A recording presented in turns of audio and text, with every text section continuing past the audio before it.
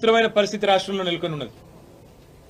10 మంది బీఆర్ఎస్ ఎమ్మెల్యేలకు ఆయనే స్వయంగా కండువా కప్తాడు.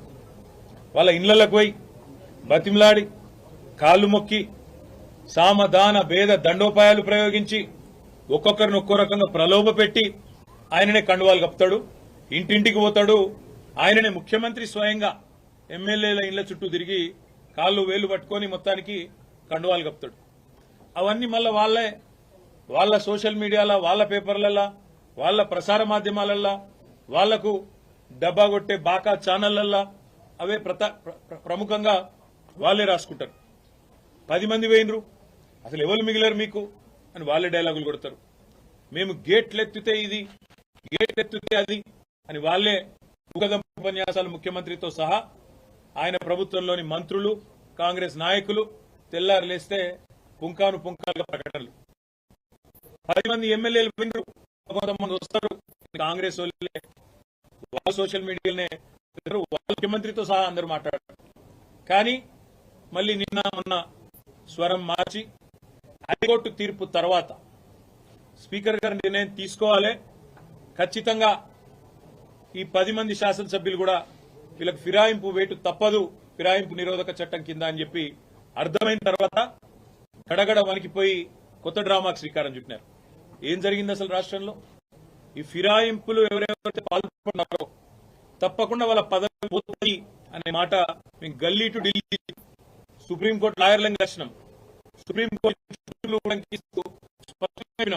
స్పీకర్ గారు మీరు తప్పు చేస్తున్నారు, మీ దగ్గరికి ఒక ఫిర్యాదు వచ్చిన తర్వాత, డిస్క్వాలిఫికేషన్ పిటిషన్ వచ్చిన తర్వాత మీరు వెంటనే చర్య తీసుకోవాలా, ఎందుకంటే 3 నెలల లోపల నిర్ణయం తీసుకోవాలని చెప్పి సుప్రీంకోర్టు తీర్పున్నది, నిర్ణయం తీసుకోండి అని చెప్పి మేము అడిగినాం. మా సోదరుడు కౌశిక్ రెడ్డి గారు, కేపీ వివేకానంద్ గారు, జగదీష్ రెడ్డి గారు అందరు కూడా ఫస్ట్ డిస్క్వాలిఫికేషన్ పిటిషన్లు సంతకం పెట్టిందే కౌశిక్ రెడ్డి, వివేకానంద్ గారు.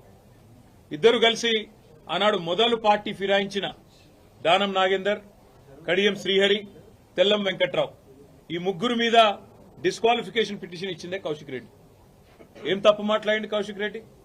ఏమన్నాడు?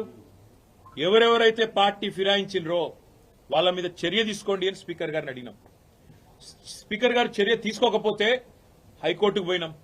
హైకోర్టుకి పోతే హైకోర్టు తీర్పిచ్చింది. 4 వారాల్లో మీరు చర్య తీసుకోవాలి, మీరు ఏ నిర్ణయం తీసుకుంటారో ప్రకటించండి, లేని పక్షంలో సుమోటోగా 4 వారాల తర్వాత మేమే మళ్ళొక్కసారి విచారిస్తామని చెప్పి కూడా హైకోర్టు చెప్పింది. నేను హైకోర్టుకి, గౌరవ న్యాయమూర్తి గారికి కూడా హృదయపూర్వకంగా నేను ధన్యవాదాలు తెలియజేస్తా ఉన్నా బీఆర్ఎస్ పార్టీ పరంగా. ఎందుకంటే మీరిచ్చిన తీర్పు వల్ల ప్రజాస్వామ్యాన్ని గౌరవించినట్టయింది, మీరిచ్చిన తీర్పు వల్ల సుప్రీంకోర్టు తీర్పును గౌరవించినట్టయింది. అదే క్రమంలో ఎప్పుడైతే ఈ ముగ్గురు మీద తీర్పు వచ్చిందో ఆ రోజు కౌశిక్ రెడ్డి గారు మాట్లాడినారు. ఏమన్నారు కౌశిక్ రెడ్డి గారు?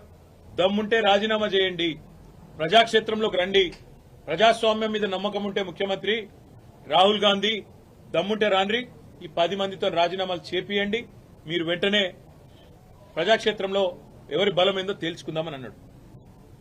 ఈ మాట ఆ రోజు కౌశిక్ రెడ్డి ప్రెస్ మీట్ పెట్టినప్పుడు ఒక్కసారి నేను మీకు గుర్తు చేస్తా ఉన్నా. కౌశిక్ రెడ్డి గారు మొన్న హైకోర్టు తీర్పు తర్వాత మాట్లాడాడు. కానీ ఆనాడు రేవంత్ రెడ్డి గారు ఆ రోజు ప్రతిపక్షంలో ఉన్నప్పుడు, పీసీసీ అధ్యక్షుడు ఉన్నప్పుడు పార్టీ మారిన ఎమ్మెల్యేల మీద ఏం మాట్లాడిండో ఒక్కసారి గుర్తు తెచ్చుకోమని అని చెప్పింది రేవంత్ రెడ్డి. పార్టీ ఫిరాయించిన ఎమ్మెల్యేలను రాళ్లతో కొట్టి చంపమన్నాడు, సావుడప్పు కొట్టిపిస్తా అన్నాడు. పార్టీ ఫిరాయించిన ఎమ్మెల్యేలను ఉరిదీయాలే అని మాట్లాడినాడు రేవంత్ రెడ్డి. మరి ఆయన మాట్లాడిన మాటల ముందు మా పార్టీ తరఫున మాట్లాడిన నాయకులు ఎవరు కూడా ఆయన మాట్లాడినంత అసహ్యంగా, అంత చండాలంగా ఎవరు కూడా మాట్లాడలేదు. సరే, పార్టీ మారినరా లేదా అనే చర్చ ఒకవైపు జరుగుతూనే ఉంటే, ఇంకోవైపు చాలా దారుణంగా స్పీకర్ కార్యాలయం నుంచి ఏ రోజైతే హైకోర్టు తీర్పు వచ్చిందో పార్టీ ఫిరాయింపుల మీద, అదే రోజు సభా సాంప్రదాయాలన్నింటినీ తుంగలో దొక్కుతూ పార్టీ మారినా అని బాహాటంగా ప్రకటించిన శేర్లింగంపల్లి ఎమ్మెల్యే ఆరికపూడి గాంధీని పీఏసీ చైర్మన్ గా నియమిస్తూ మరి ఒక తీర్పు కాదు, ఒక ఆర్డర్ స్పీకర్ కార్యాలయం నుంచి, అసెంబ్లీ సెక్రటరియట్ నుంచి వచ్చింది. దాని తర్వాత సహజంగానే హైకోర్టును బేఖాతరు చేస్తూ సుప్రీంకోర్టు తీర్పును బేఖాతరు చేస్తారు, రాజ్యాంగ విలువలకు, అసెంబ్లీ సాంప్రదాయాలకు, పార్లమెంటరీ పద్ధతులకు అన్నిటికీ తిలోదకాలిస్తూ ఇదేం పద్ధతి, అసలు ఆయన ఏ పార్టీలో ఉన్నాడు అని మా వాళ్ళు అడిగినారు. అయితే ఎంత విచిత్రమైన పరిస్థితి అంటే ఈరోజు రాష్ట్రంలో, మొన్ననేమో నేను మారిన పార్టీ కాంగ్రెస్ పార్టీ విధానాలు నచ్చి మారినా అని చెప్పిన ఎమ్మెల్యే నిన్న మొన్నటి నుంచి నేను బీఆర్ఎస్ పార్టీలోనే ఉన్నా, నేను ఎక్కడికి పోలే, 10 మంది ఇక మాకు తప్పది పదవి గండం పోయితుంది మా పదవి అని చెప్పి కొత్త రాగం ఎత్తుకున్నారు. దాన్ని మా సోదరుడు ప్రశ్నిస్తే ఆయన ఇంటి మీదకి పోలీస్ ఎస్కార్ట్ పెట్టి డీసీపీలు, అడిషనల్ డీసీపీలు, ఏసీపీలు, సిఐలు ఒక గేటెడ్ కమ్యూనిటీ లోపలికి ఒక 50-100 మంది గూండాగాలు చొచ్చుకొని వచ్చి ఇవాళ ఒక ఎమ్మెల్యే ఇంటి మీద దాడి చేసే పరిస్థితి ఇప్పుడే మేము చూసినాం. ఎమ్మెల్యే గారి ఇంటి మీద దాడి చేయడమే కాదు, వారి ఇంట్లో ఉండే పెద్దలు, వారి తల్లిదండ్రులు వచ్చినప్పుడు కానీ లేదా వారి మామగారు వచ్చినప్పుడు కానీ ఉండే రూమ్, ఆ రూమ్ మీద మొత్తం అద్దాలు బలగొట్టిండ్రు. అందులో ఉన్న పెద్దలకు ఏమైనా అయ్యింటే, ఏమైనా జరిగింటే, జరగకూడదు ఏమైనా జరిగింటే ఎవడు బాధ్యుడు? రేవంత్ రెడ్డా, లేకపోతే ఇక్కడ దాడి చేయడానికి వచ్చిన ఆరికపుడి గాంధీ? ఈ రకమైన గూండాగిరి, ఈ రకమైన దౌర్భాగ్యం హైదరాబాద్ 10 ఏళ్లలో ఎన్నడూ లేదు. ఒక ఎమ్మెల్యే ఇంటి మీదనే దాడి, అది ఎమ్మెల్యే ఇంటి మీదకి దాడికి వస్తుంటే ఫ్యాక్షన్ సినిమాల్లో చూపెట్టినట్టు కార్లకెళ్లి బయటికి ఏలాడుకుంటా 20 బండ్లు పెట్టుకుని లైవ్ పెట్టుకుంటా ఆడికెళ్లి ఇటు దాకా పోలీస్ ఎస్కాట్ లో వచ్చిరంటే చేతగాని ఒక హోంమంత్రి, చేతగాని ముఖ్యమంత్రి ఈరోజు రాష్ట్రానికి ఉండడం వల్లనే ఈ దౌర్భాగ్యం దాపురించింది. అసలు రేవంత్ రెడ్డి నేను అడుగుతా ఉన్నా, నువ్వు ముఖ్యమంత్రివేనా? అసలు నీకు అర్హత ఉందా? ఇవాళ హైదరాబాద్ లో నడి వీధిలో ఈ రకమైన గూండాగిరి చేస్తే రేపు జరగకూడదు ఏమైనా జరిగితే ఎవడు బాధ్యుడు? నువ్వా, నీ ప్రభుత్వమా, నీ డీజీపా? ఎవరు తీసుకుంటారని నేను అడుగుతా ఉన్నా. ఇంత దుర్మార్గమా?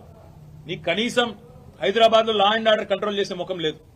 పేపర్లు రాస్తున్నాయి, మన ఆంధ్రజ్యోతి రాసింది 30 రోజుల్లో 28 మర్డర్లు.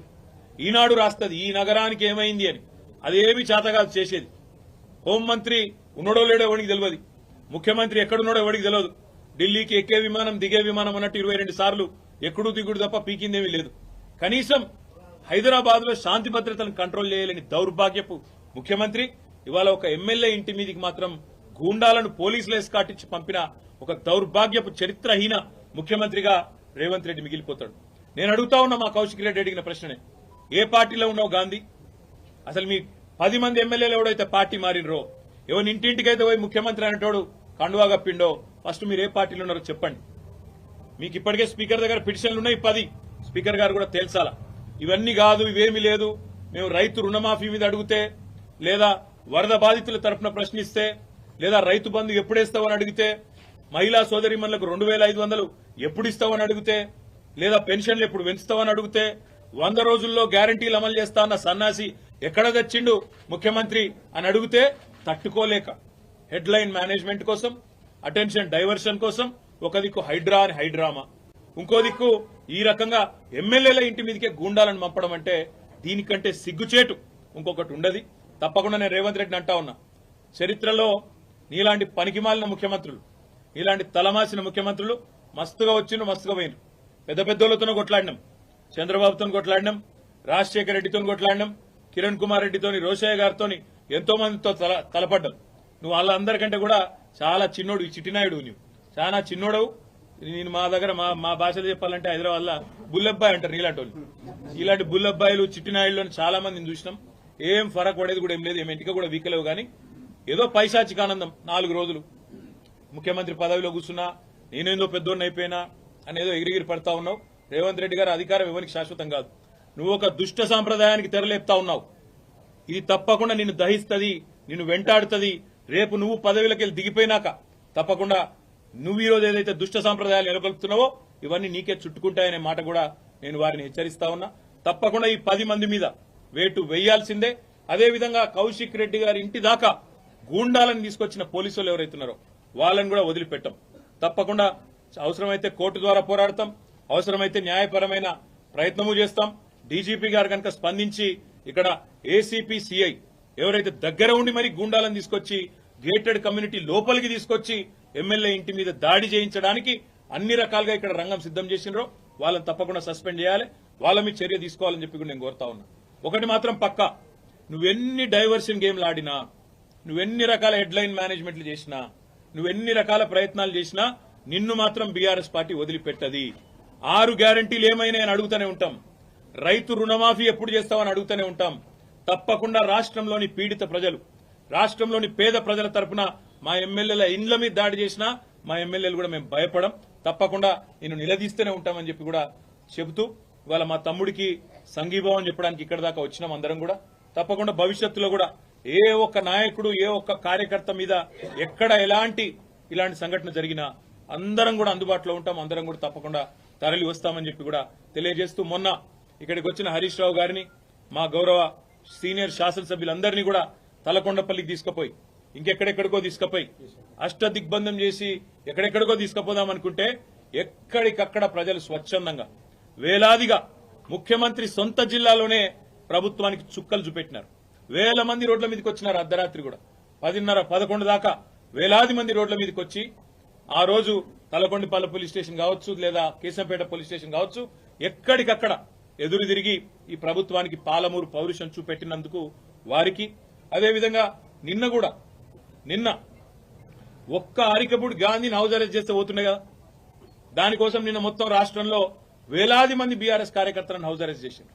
కానీ గాంధీకేమో ముంగట పోలీస్ ఎస్కాట్లు, మంచిగా బ్రహ్మాండంగా ఏసీపీలు, డీసీపీలు దగ్గరే ఉండి గూండాలను తీసుకొచ్చి ఇక్కడ దాడి చేపించిండ్రు. అక్కడ మాత్రం మొత్తం రాష్ట్రంలో వేలాది మంది మా కార్యకర్తల నాయకులను హౌస్ అరెస్ట్ చేయడం జరిగింది.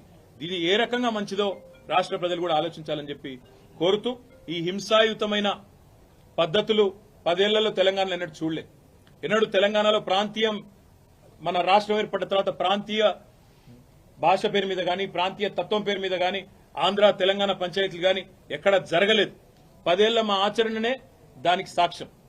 మేము చెప్పినాం, తెలంగాణ వచ్చిన తర్వాత ఈ పంచాయతీలకు మనకు టైం ఉండదు, అభివృద్ధి సంక్షేమం దాని మీదే ఉంటామని చెప్పినాం, అట్లే నడిపినాం.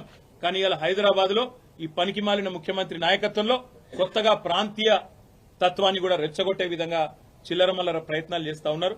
ఇవేవి చెల్లవు రేవంత్ రెడ్డి. నువ్వెన్ని రకాల డైవర్షన్ గేమ్లు ఆడినా నిన్ను వదిలిపెట్టాం.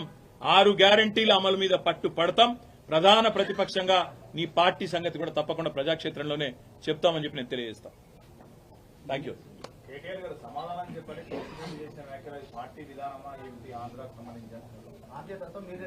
మళ్ళీ అదే చెప్తా ఉన్నా. రేవంత్ రెడ్డి అనే ఒక పనికిమాలిన నాయకుడు, పనికిమాలిన ముఖ్యమంత్రి 10 ఏళ్లు తెలంగాణ ఎంత ప్రశాంతంగా, హైదరాబాద్ ఎంత ప్రశాంతంగా ఉందో మీ కళ్ళతో మీరే చూసినారు. అందుకే హైదరాబాద్ ప్రజలు మాకు కడుపు నిండా ఆశీర్వదించి ఒక్క సీటు కూడా కాంగ్రెస్ పార్టీకి ఇవ్వకుండా అఖండమైన తీర్పునిచ్చినారు. ఇవాళ రేవంత్ రెడ్డి బాధ అంతా ఏంటంటే, ఈ హైడ్రా పేరు మీద కూలగొట్టుడు, హైదరాబాద్ లో లేని పంచాయతీలు ఎగేసుడు. ఎందుకంటే ఒక్కటే కారణం, హైదరాబాద్ ప్రజల మీద రేవంత్ రెడ్డి పగబట్టిండు. నాకు ఒక్క ఓటేయలే, ఒక్క సీటు ఇయ్యలే, నన్ను పనికిమాలిన వాడని చెప్పి హైదరాబాద్ ప్రజలు భావించిండ్రు అని చెప్పి పగబట్టి ఇవాళ లేని పంచాయతీలు పెట్టి ఒక చిల్లరమల్లర ప్రయత్నం చేస్తా ఉన్నాడు. ఒకటి మాత్రం పక్క, మేము ముందు చెప్పినాం, ఇప్పుడు కూడా చెప్తా ఉన్నాం, తప్పకుండా హైదరాబాద్ లో ఉన్న ప్రజలందరూ మావారే. కేసీఆర్ గారు ఈనాడు కాదు, తెలంగాణ రాకముందు చెప్పిండ్రు, తెలంగాణ వచ్చినాక చెప్పినారు. ఇక్కడ ఏ ప్రాంతీయ తత్వం గాని, ప్రాంతీయ ద్వేషం గాని, టీఆర్ఎస్ 10 ఏళ్ల అధికారంలో ఉంటే ఎన్నడూ ఒక చిన్న సంఘటన, ఒక చిన్న ఎఫ్ఐఆర్ గాని, ఒక చిన్న దాడి గాని, ఒక చిన్న ఘటన కూడా జరగలేదు ప్రాంతీయ తత్వం మీద. ఇప్పుడు కూడా ఉండదు, ఉండబోదు. తప్పకుండా మరి గాంధీ చేసిన వ్యాఖ్యలు కూడా ఒకసారి పరిశీలించాలని నేను కోరుతా ఉన్నా. కౌశిక్ రెడ్డి మీద నోటికొచ్చినట్టు బూతులు మాట్లాడడం, నోటికొచ్చినట్టు కౌశిక్ రెడ్డి గారి కుటుంబాన్ని తిట్టడం, బజారు భాష మాట్లాడడం, ఇదేనా రేవంత్ రెడ్డి నేర్పుతున్న సంస్కృతి అని చెప్పి కూడా నేను అడుగుతా ఉన్నా. తప్పకుండా మా పార్టీ పరంగా మాత్రం 100% ఈ ప్రభుత్వాన్ని మాత్రం వదిలిపెట్టాం. ప్రజలకిచ్చిన హామీలు తప్పకుండా నెరవేర్చేదాకా ఎంబడబడతాం అనే మాట మళ్ళీ ఒకసారి చెప్తాం.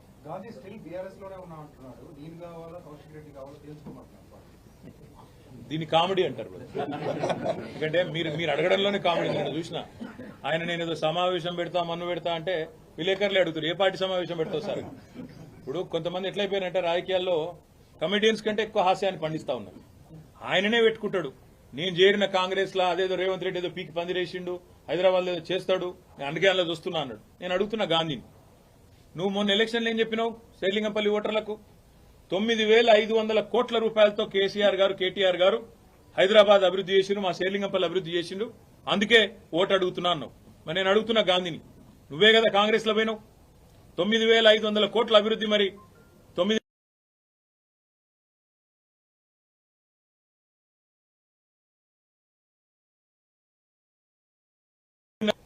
ఎందుకు అలా దానికి